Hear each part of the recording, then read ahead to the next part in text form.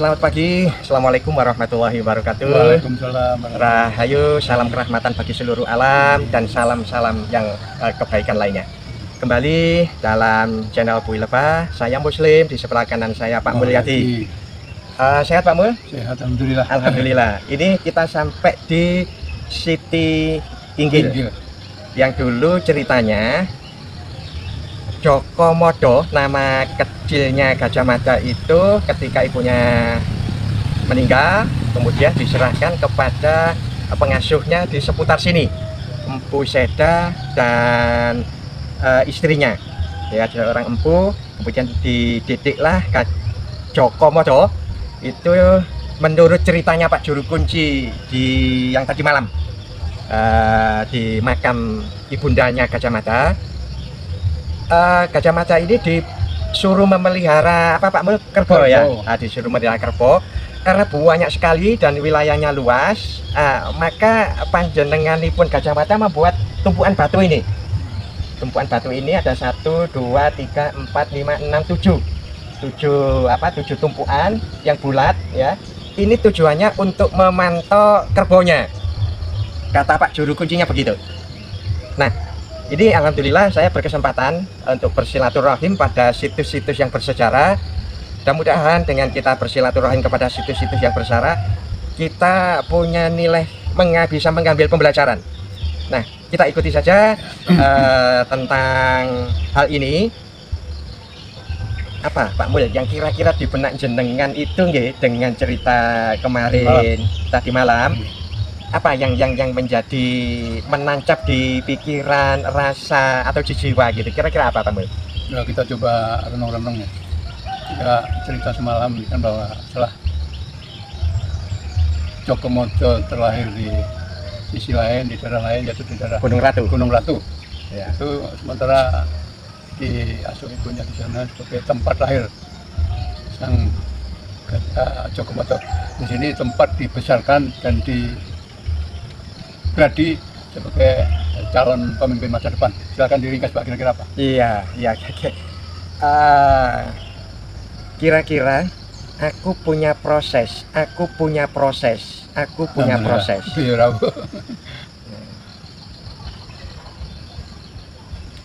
Ada setiap orang yang mempunyai proses yang barangkali bisa berbeda dengan aku. Ini pemirsa, langsung saya terjemahkan translate-nya ke dalam bahasa Indonesia. Karena apa? Sering menjadi pertanyaan, Gajah Mada itu zaman dulu bahasanya bahasa Sanskerta, kalau tidak salah, ya Pak Mul, atau bahasa lain gitu ya. Tetapi ketika masuk ke Muslim, kenapa bahasanya kok bahasa Indonesia, bahasa Aremaan? Ya. Kalau diterjemahkan dalam bahasa gamblangnya, saya selaku penerjemah, maka bahasa Sanskerta secara otomatis akan terjelaskan oleh bahasa saya. Dengan kalau di AI, beberapa kali saya singgung, mau bahasa satu diterjemahkan dalam 52 bahasa kalau tidak salah yang tersempat, atau 152 ya. Sehingga apa? Bahasa yang tertranslate itu sudah bukan bahasa aslinya. Ini contoh penjelasan simpelnya kenapa di alam semesta itu bahasa jiwa, bahasa satu bisa dijelaskan oleh semua bahasa, termasuk bahasa bisu. Termasuk yang sering saya katakan Dewi Kwan Yin masuk ke orang Madura, Dewi Kwan Yin bisa bahasa bermadura ya. Itu penjelasannya kira-kira semacam AI. Nah, ini yang insya Allah ketika kita bersilaturahim tadi, jenengan boleh percaya boleh tidak, gelombang beliau masih hidup, jasadnya mati, arwahnya masih ada. Ketika kita bernawa itu berniat sungguh-sungguh untuk pembelajaran, maka orang-orang yang meninggal lebih dulu itu bisa hadir dengan kuasa Tuhan dan restu alam semesta untuk memberikan informasi, untuk memberikan petunjuk, ilham, obat, ilmu, cerita, dan lain-lain sebagainya. Nah, ini tadi beliau saya lanjutkan. Beliau mengatakan, insya Allah, Allahu alam, hanya Allah yang maha tahu, bahwa prosesku ini semacam ini. Aku dilahirkan dari kesedihan yang kecil, orang tuaku meninggal. Kemudian aku dititipkan kepada Eyang Empu Seda, ayah angkatnya. Ada satu hal yang bisa kamu contoh, ketika kamu ditimpah oleh penderitaan, ditimpah oleh ketidaknyamanan, ini yang sebaiknya kamu terima secara konstruktif. Kalau dalam bahasa yang pernah aku sampaikan ke Muslim saat di Pendopo Agung, Ya. Mojokerto. Jakarta. Mojokerto. Hadapi hidup itu sesuai dengan kahanan, kenyataan. Tidak ada orang yang hebat yang lari dari kenyataan. Tidak ada orang yang sakti bisa hidup sendiri tanpa hidup di masyarakat. Pada kelompok-kelompok pekerjaan, pada kelompok-kelompok spesifikasi lain, agama, budaya, bangsa, dan sebagainya. Aku nerima kenyataanku bahwa aku tidak punya orang tua, sudah meninggal. Tetapi Gusti mengirimkan aku menemukan pada orang yang tepat. Ini tidak semata kemampuanku. Alam membimbingku, Gusti membimbingku, dan banyak hal yang membimbingku untuk aku mempunyai kekuatan, mempunyai kesabaran, mempunyai semangat, dan lain-lainnya. Aku berupaya maksimal tanpa penyesalan. Aku akhirnya dalam perjalananku, aku tahu ibuku makamnya yang kemarin dikunjungi Muslim sama Mulyadi, ketemu sama keluarganya Raden Wijaya, eyangnya Kertanegara, yang di sana ada Tugu Nusantara, nah, yang sudah difoto sama Muslim. Nah, aku kian yakin aku harus mewujudkan cita-cita eyangku. Aku harus mewujudkan cita-cita penerus eyangku, ayahku, dan aku. Aku sampai bersumpah,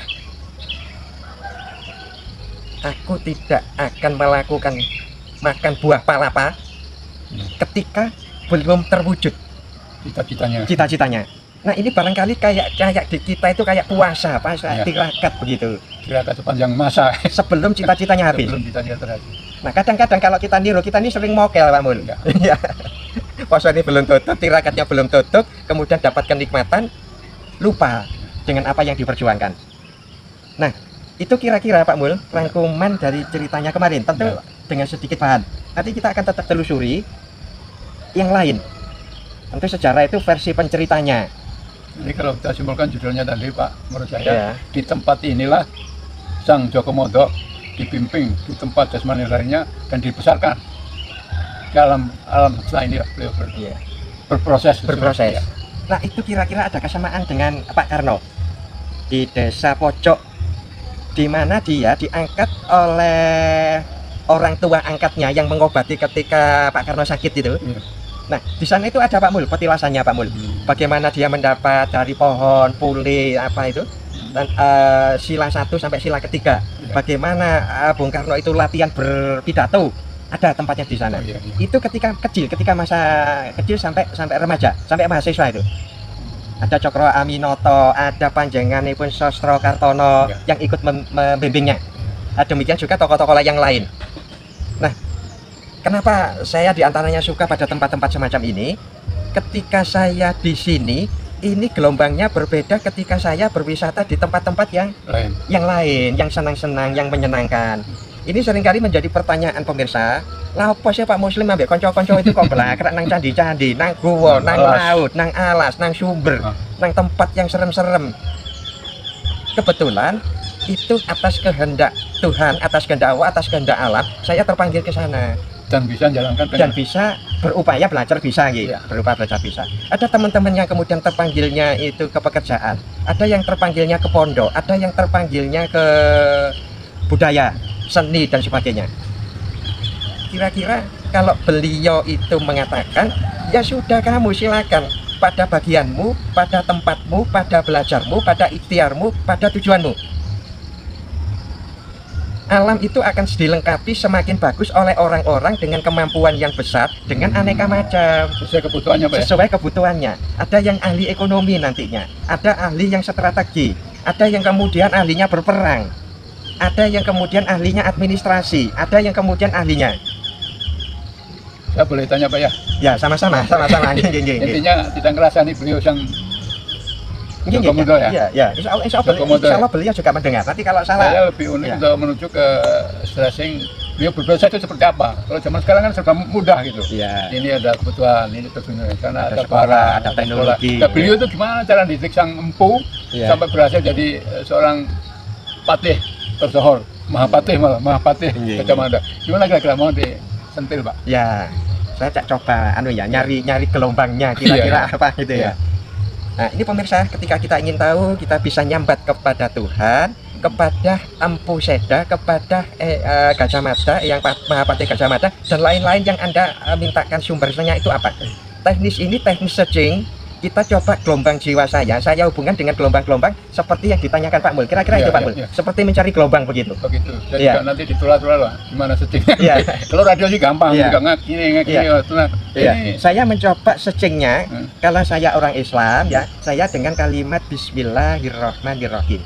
Orang boleh dengan baca Quran, orang boleh dengan tahlil, orang boleh dengan sholawat dan sebagainya. Setiap kebaikan akan bisa menghantar kepada kebaikan berikutnya.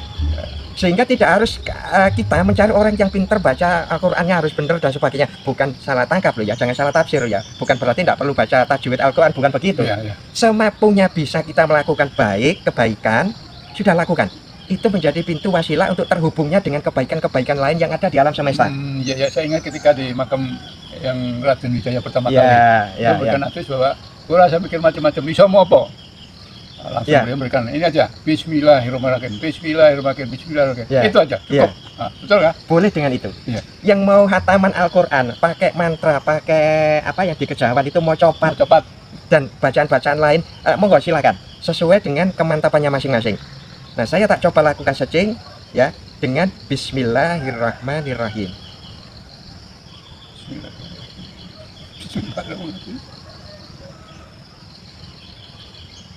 Niatnya ditoto. Yang pertama niat putoton. Niat yang ngasuh, niat yang diasuh kudu podo tenanan, harus sama sungguh-sungguhnya. Baru bisa antara pengasuh dan yang diasuh ini tumbuh oleh tutup. Wadah oleh tutupnya. Orang akan menemukan pasangannya. Demikian juga keahlian-keahlian yang lain. Niatnya antara yang membimbing dan dibimbing harus mempunyai kesamaan yang sungguh-sungguh untuk satu tujuan. Kalau enggak, gelombangnya enggak, ini kayak gini, ini enggak bisa begini. Nah, enggak bisa begini. Bisa jadi begini. Nah, ini pemirsa. Ini contoh kecil. Bagaimana bisa begini antara pembimbing dan yang dibimbing? Itu satu ya. Nomor satu, paling mendasar. Niatmu totoan kerja, totoan tujuan, totoan bidang-bidang yang lainnya sesuai keahlianmu. Boleh mencari orang lain, tetapi yang sesuaikan kemampuanmu. Hidup itu ada pilihan dan dipilih. Ketika kamu memilih sesuatu tujuan, jalanilah dengan niat yang betul dan sungguh-sungguh. Ketika kamu dipilih oleh alam semesta dan Tuhan, jalanilah dengan niat yang bagus dan sungguh-sungguh. Ini mendasar sekali. Jadi berarti menurut saya beliau itu dipilih, kelompoknya pilah-pilah itu beliau itu dipilih. Dipilih dan memilih. Gabungan antara ini. Dipilih, kemudian ibunya meninggal. Ini kalau semua orang akan menolak, aku mau ibuku meninggal. Tapi ketika terjadi ibunya meninggal, diterima secara konstruktif. Inilah yang dikatakan menerima pilihan. Ketika kita jatuh, jangan meratap berlama-lama. Andaikan aku tidak jatuh, andaikan aku tadi berangkat pagi, andaikan. Jatuhnya berdarah-darah sudah merantak ke yang lain. Itu masih menyiksa diri. Menyikian memperparah diri. Bisa jadi mati, tidak sampai tujuan. Hadapi kenyataannya jatuh, segera diobati, dibenarkan, dicari terapis, dokter, pijet dan lain-lain. Setelah sehat, aman, baru merenung memikir kenapa aku ini jatuh. Jalani prosesnya secara konstruktif. Aku mau berikan 3 hal. Terakhir, jangan kamu berhenti di tengah jalan sebelum tujuanmu selesai. Kalau diorek banyak, karena masing-masing orang itu tidak ada satu metode yang sama. Aku ngasuh Gajah Mada nggak akan sama dengan ketika aku dititipi oleh Gusti. Itu orang yang karakternya tidak seperti Gajah Mada, tidak akan aku samakan. Jadi jangan cari burung. Apa? Ini ganti yang Iya. Aku Gajah Mada. Ada 2 gelombang pemirsa yang masuk antara Gajah Mada dan yang Empu Seda. Antara si penerima pengasuh dengan yang diasuh yang memberikan jawaban atas pertanyaannya Pak Mul. Jadi 3, niat yang sungguh-sungguh, kemudian hadapi kenyataannya secara konstruktif apapun yang terjadi. Jangan pernah berhenti di tengah jalan sebelum sampai tujuan. Boleh berhenti sampai tujuan 1, berhenti pakai lanjutkan tujuan 2, tujuan 3. Gak usah muluk-muluk le. Resep orang berhasil, resep orang sukses. 3 kamu jalani, insya Allah cari agamamu, pakai bahasa Islam, kamu akan sampai. Amin. Jangan tanggung-tanggung, jangan tanggung-tanggung. Sungguh-sungguhlah, sungguh-sungguhlah, sungguh-sungguhlah, sungguh-sungguhlah. Jangan berhenti, itu maknanya bisa istiqomah. Ini muslim kalau ini muslim. Jadi ini gelombangnya bisa macam-macam pemirsa. Seperti HP, jenengan tinggal menghubungkan kemana di alam semesta itu. Syaratnya bening, bersih, suci, dan konstruktif. Suci bukan berarti tanpa dosa, tanpa salah, tetapi ketika bersalah dan kotor, berdosa, bersegeralah ditambah airnya supaya meluber. Walaupun kotor, meluber, mengalir, beramalia, itu seperti air yang mengalir. Kamu akan suci, akan bersih dengan sendirinya ketika mengalir terus. Muga-muga sharingmu, ambil sharingku untuk belajar kepada sebuah tempat yang punya legenda, punya histori, punya sejarah. Muga-muga Gusti paring kabul, mengabulkan hajat kita. Itu Pak Mul kira-kira yang bisa dipetik dari sini. Nanti kalau kebanyakan pemirsa tidak ada yang nonton nanti. Ya. Ini sedikit sharing pemirsa. Mohon maaf, saya pernah belajar ikut orang-orang yang aneka macam dari negara-negara yang maju. Kelemahan termasuk di saya ya, dan konco saudara-saudaraku di Indonesia itu Pak Mul. Apa Pak Mul? Gak gelem moco, nek moco aras-arasen. Cenderung seenaknya sendiri. Padahal membaca itu luar biasa untuk memperbaiki saraf. Ketika orang membaca agak fokus, panca inderanya termasuk indera ke-6, 7, 8, indera lain-lain itu bisa peka sekali. Dengan sedikit tenaga itu bisa menangkap kepekaan inderanya itu lebih bagus. Mudah-mudahan ini bagian dari upaya anak cucu kita nanti, saudara-saudara kita yang sulit membaca, mau menaikkan 1 menit, 2 menit, 3 menit. Ini yang menjadi budaya-budaya di negara maju, membaca ditanamkan mulai kecil. Termasuk panjenengannya yang kita leluhur-leluhur hamba yang mulia, hampir semuanya membaca. Walaupun tidak ada kitab yang terbatas maksudnya, membaca di alam semesta. Luar biasa itu Pak. Dilupakan. Iya. Ada pesan untuk teman-teman? Iya. Saya memberikan kesimpulan apa yang disampaikan beliau tadi dan apa yang kita alami, bahwa upaya yang seperti ini sekali lagi jangan patah semangat. Amin. Mudah-mudahan kian semangat gitu ya. Jangan patah semangat dan pegang teguh kepatuhan. Pinter kayak apa lah, nggak patuh bubar. Iya. Jadi semangat, patuh, dan bahasa namanya apa Pak? Patuh, rutin, apa itu? Istiqomah dan tumaknina. Oke, itu. Terutama niat di awal yang sungguh-sungguh tidak berhenti sebelum sampai tujuan. Itu kira-kira? Iya, terima kasih. Ini sharing saya sama Pak Mul dari Bui Lebah. Mudah-mudahan nanti teman-teman pemirsa bisa memberi sharing ke saya. Saling sharing ilmu, saling merahmati dengan diri kita masing-masing dan seluruh alam semesta, baik nyata maupun gaib, khususnya NKRI Nusantara. Akhir kata, Rahayu. Assalamualaikum warahmatullahi wabarakatuh. Waalaikumsalam warahmatullahi wabarakatuh.